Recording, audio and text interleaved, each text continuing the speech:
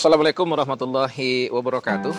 Muslimin dan mukminin yang mudah-mudahan dirahmati Allah Subhanahu wa taala, khususnya kepada siswa-siswaku yang tercinta dan yang tersayang. Imam Bukhari dalam kitab Sahih Bukharinya menuliskan sebuah riwayat pada bab kisah sebuah cerita yang cukup menarik untuk kita renungkan bersama dan diambil hikmahnya. Ada satu orang laki-laki yang membeli tanah dengan kawannya.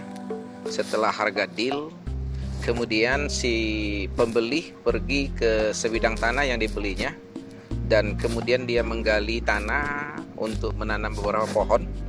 Dan dia terkejut ketika dia menemukan di dalam tanah yang digali itu ada kotak yang berisi emas dengan jumlah yang sangat besar. Idealnya kalau orang biasa itu merasa senang, tapi tidak dengan yang pembeli tanah ini, karena dia percaya, yakin kemarin dia hanya membeli tanah, tidak membeli emas.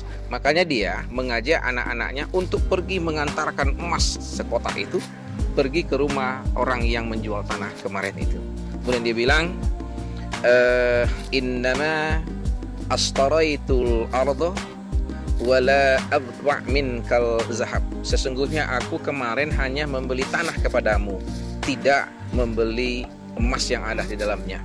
Khuz zahabaka, maka ambillah emas kamu ini. Ini menunjukkan tingkat ketakwaan yang sangat tinggi. Hebatnya si penjual tidak mau menerimanya dengan jawaban yang juga hampir sama.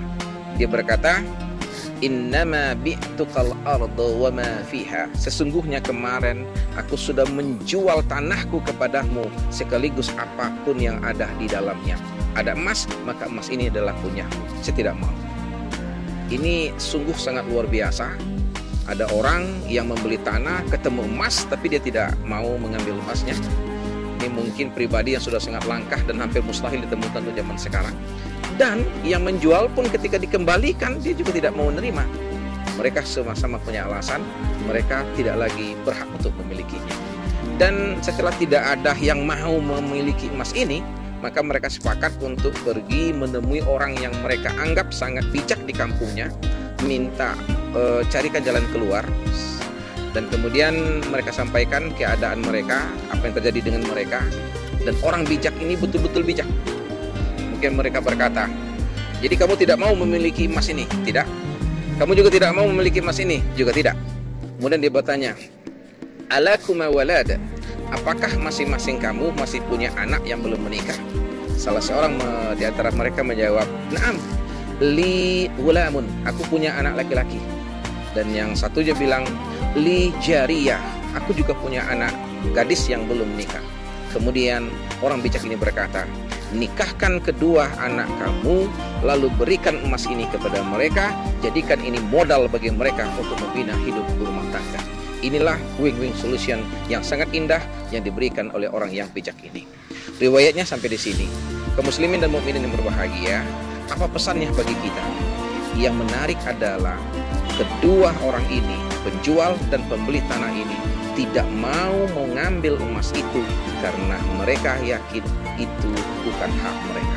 Kalau mereka makan adalah dosa, masuk ke dalam perut mereka, masuk ke dalam perut anak-anak mereka, akan diminta pertanggungjawabannya nanti di hadapan Allah Subhanahu wa taala.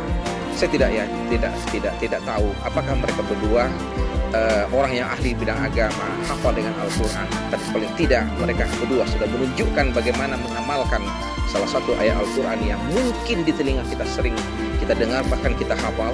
Ya ayyuhallazina amanu la ta'kulu amwalakum bainakum bil batil. Hai orang-orang yang beriman, janganlah kamu saling memakan harta di antara kamu dengan secara batil. Mudah-mudahan kisah ini ada hikmahnya. Wassalamualaikum warahmatullahi wabarakatuh.